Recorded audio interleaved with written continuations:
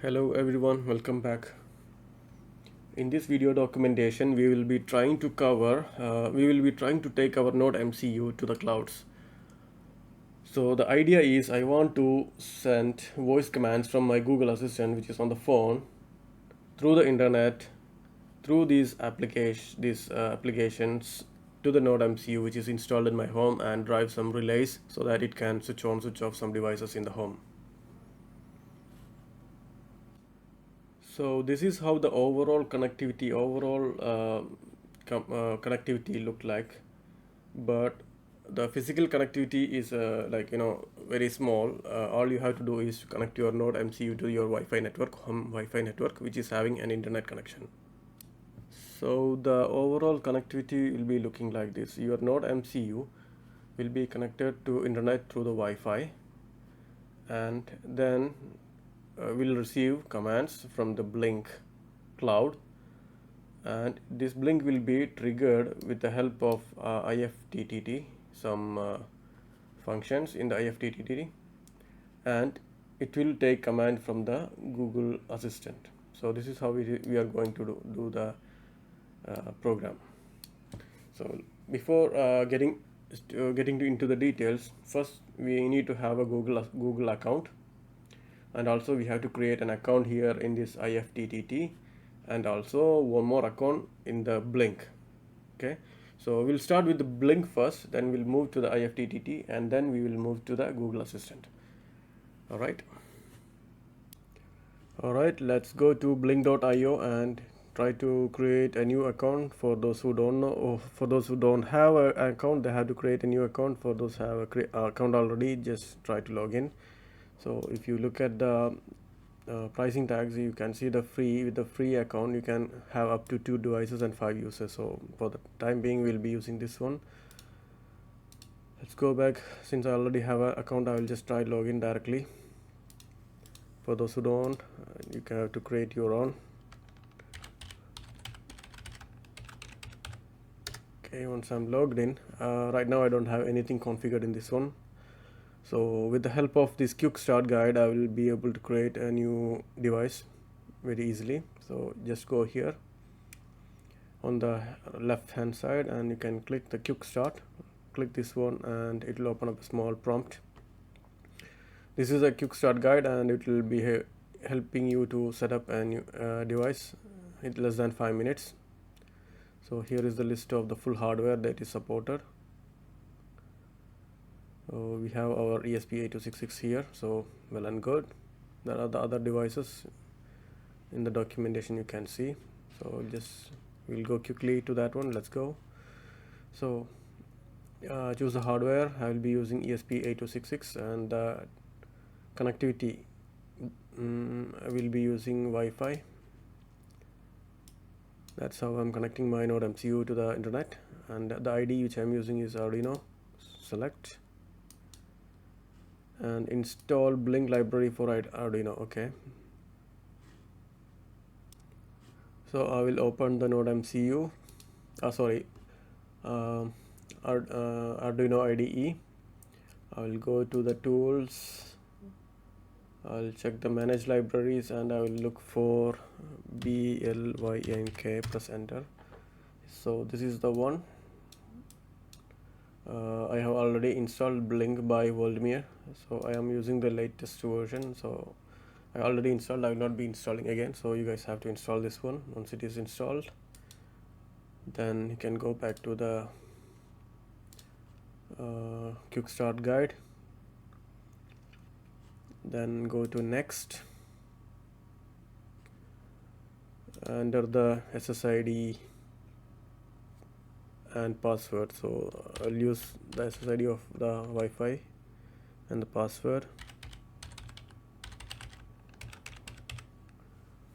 and then click I'll copy this one. Alright, and create a new sketch in your IDE and paste the code. So I will open the sketch, and I will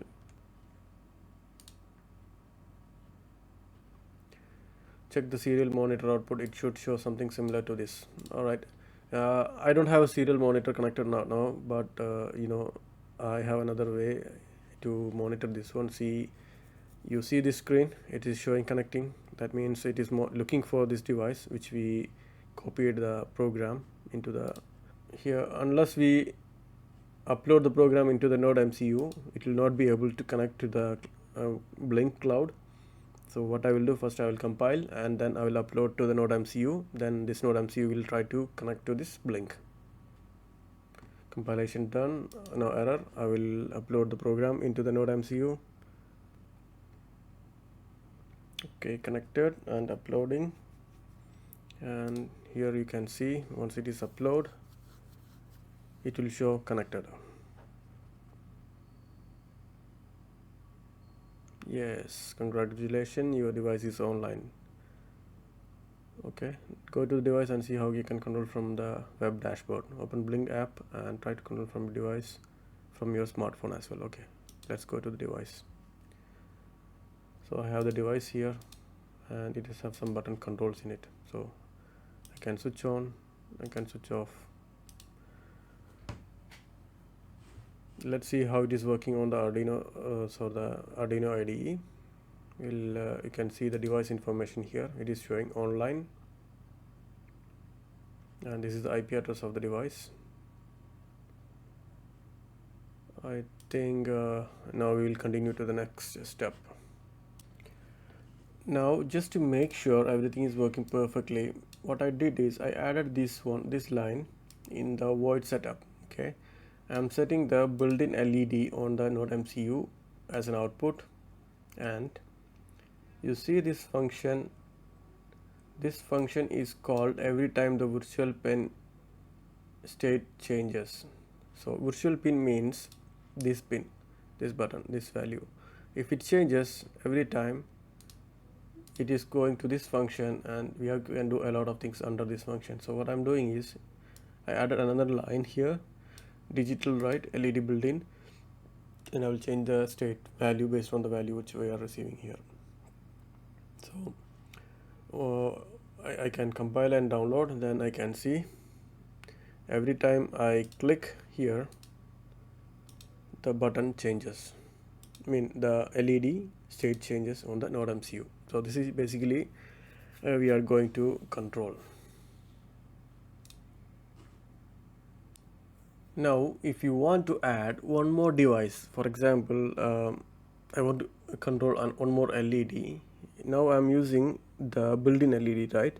Now I want to add one more device, one more LED. What I will go here, I will just go here and edit dashboard.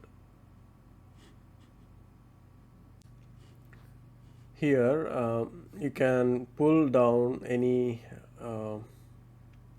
buttons or the options which you have here on the left side. So we have already one button here, so I'll just copy this one and bring it here, and then I will change the settings. I will change the title to LI lights. Okay, I'll keep the values on, value, off value, everything, and I will just save this one. I will create a new data stream as well. So I will make a virtual pin. Name of the pin is lights. Pin number is V4, integer type. That's all. Create and go to the web dashboard. I'll change the settings to lights. Save. Here also I will change the settings. Okay, wait, I need one more data stream to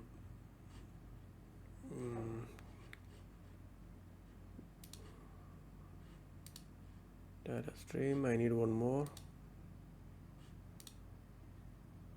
Well, maybe I can duplicate this one. Oh, I can have only up to 5. Since this is a demo, I think, okay, I will remove this one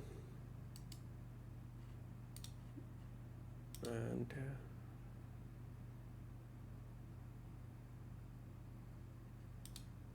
okay,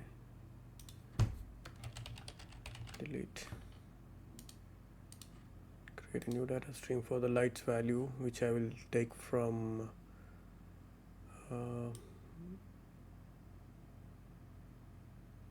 V5.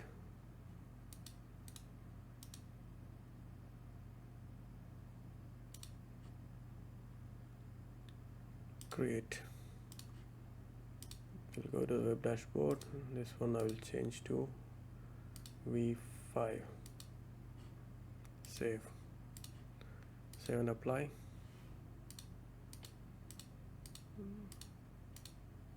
Okay, this one will not work because it is not going to get any feedback from our NodeMCU, so we have to change the code in the NodeMCU to update the V5.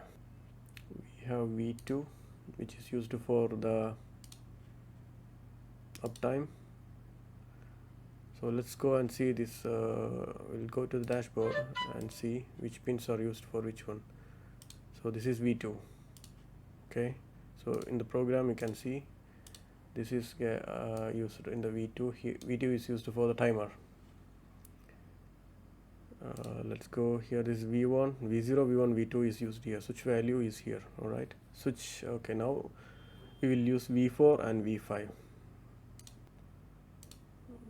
We'll create another function for V4. Only difference is we will write back to change the status there here in V5.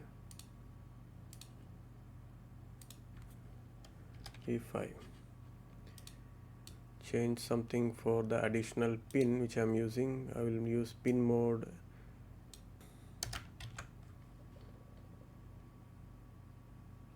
and I think that's it. So every time V4 is called, this one is called, it will change. It will come to our NodeMCU and it will write the parameters into the pin, write back to V5 the same value whatever we received, and also at the same time we'll write the value to the LED which is connected on the D3. Sorry, not D3. Here I have to change LED pin.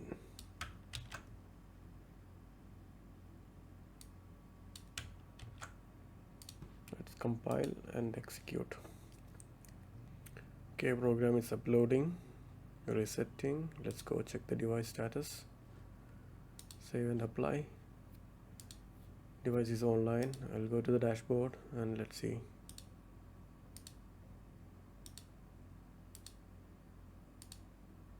Yep, it's working. I will try to take the video in my phone and I will put it here in somewhere in the video on the side.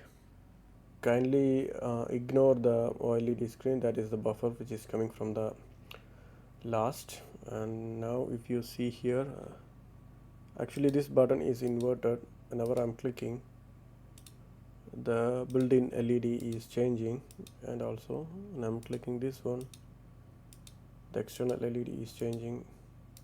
Alright. Okay, I made some modifications for the program. So here is the SSID and password, and then I added some libraries which is required for the LED screen. I'm not using some of them, but I just copy pasted from everything from the other program, and I initiated defined a new pin D3 which is connected to the LED. I have defined some variables for the OLED screen and initialize that one, and this function for the scrolling effect on the OLED is my favorite function.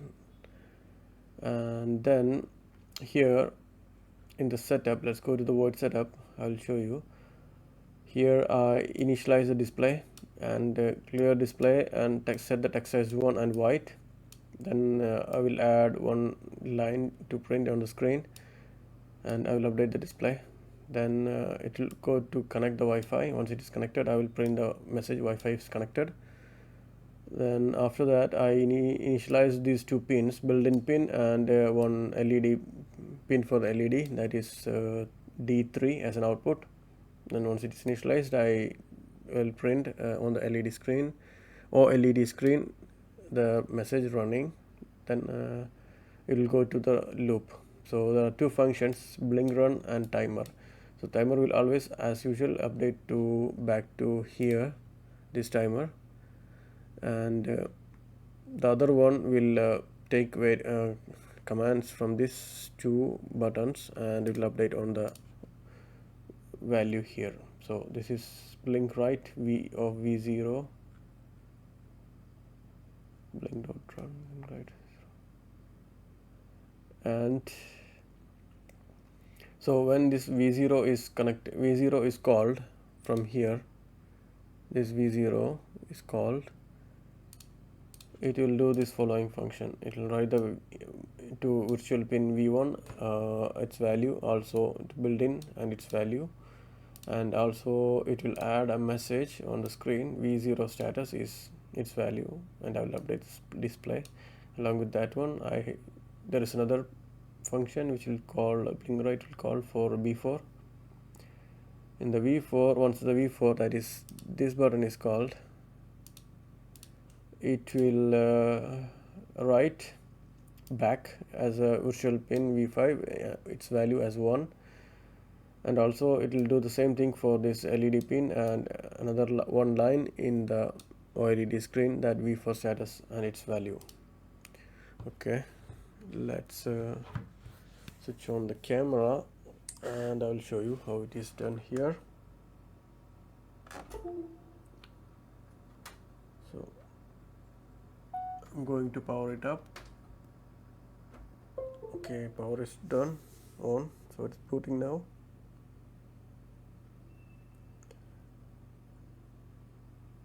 It's connected to Wi-Fi and it is in running, so now in the loop.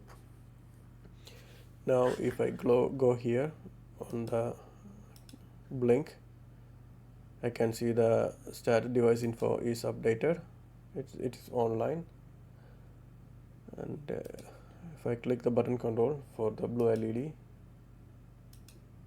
you can see it's changing, and also you can see the values updating.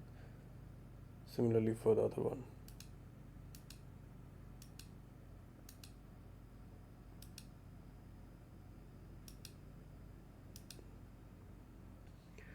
Okay, the next part is we need to find the webhook link for the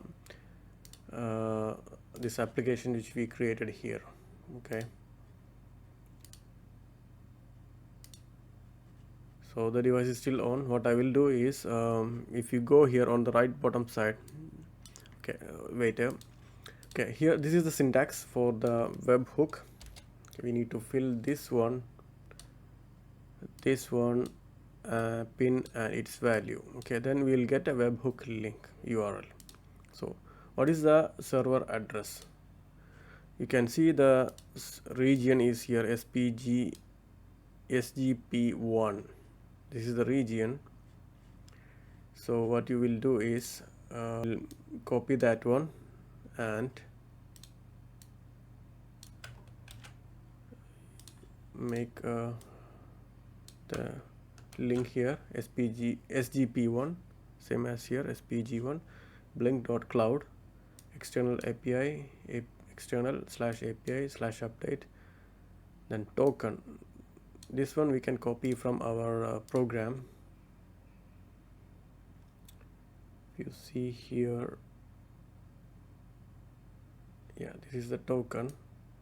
We'll copy this one, only the text, and we'll put it here. Remove the brackets. The pin which I'm going to change is here is this one, this V0, virtual pin V0 and V4. Okay, so let's go V0, sorry, copy this one, go here, paste V0 and value to either 0 or 1, let's say now 1. Okay, So I'll copy this URL and I will open a new browser, new window, let's say, and I will put this one and press enter. Then I can see the status changing. I will go here and I will use this one to see the status is changing or not. So V0 is now 1 and you can see switch value is 1. I can switch to 0. See, it's updating, right? That means it's working. So I can check V5 also to 1. V5 is 1 and V5 to 0. So both the values are updating, and also this I need to change the code so that it will write back to lights. This one is V4. I need to change the status of V4 also based on whatever V5 is there. Okay, so let's go back to the program.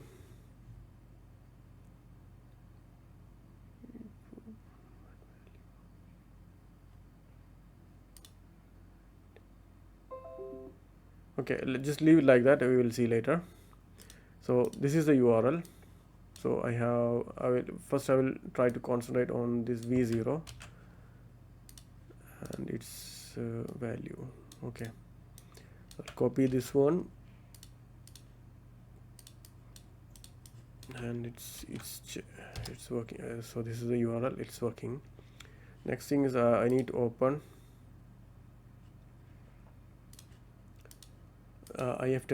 IFTTT.com. So if you don't have an account, you have to create an account. So I already have an account. So what I will do, I will just directly go to create here. In this one, what I will do is I will click here to add, and I will look for Google Assistant. Yeah, and I will create a new phase like home automation to trigger this event, and once this event is triggered, then I will go to this one and I will look for a web hook. Okay, I will put the URL here.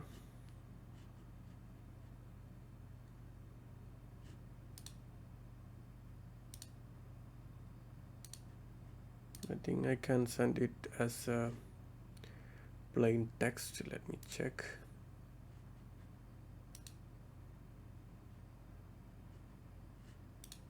Yeah, we'll see.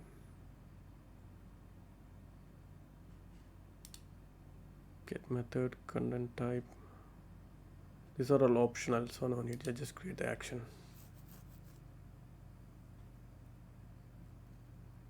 Continue.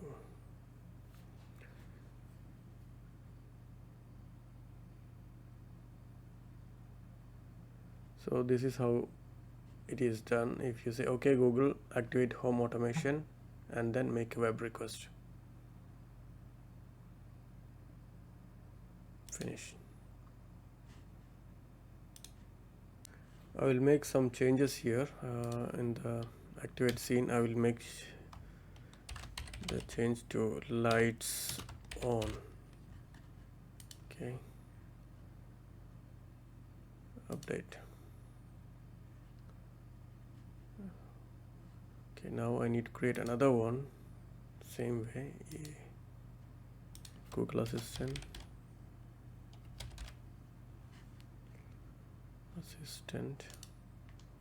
create home automation, lights off, then webhook,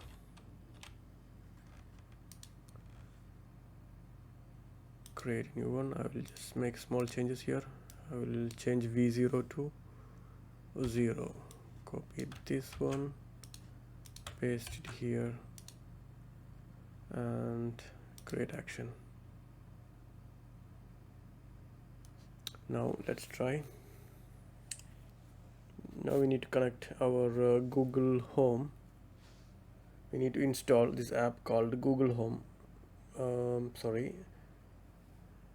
Google Assistant. Google Home app, sorry. Okay, we'll open the Google Home and then go to settings,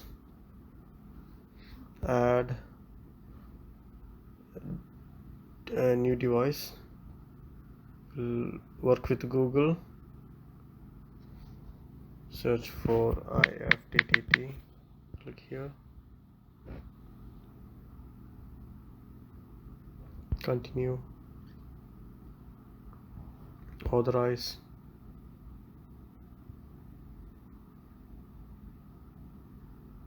So you will see there is already a device which is connected, so go back. You can see in your settings,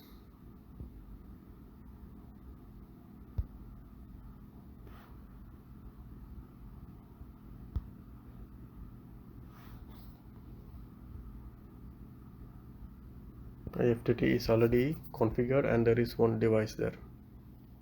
Okay, if you look at the screen now, everything is ready.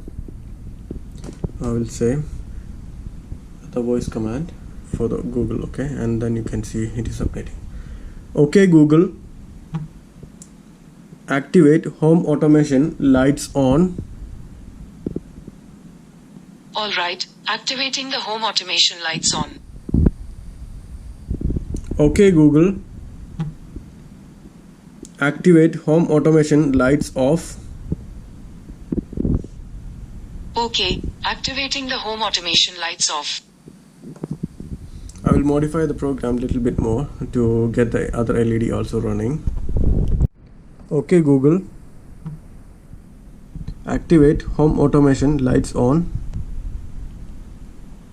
Okay, activating the home automation lights on. Okay Google, activate home automation lights off.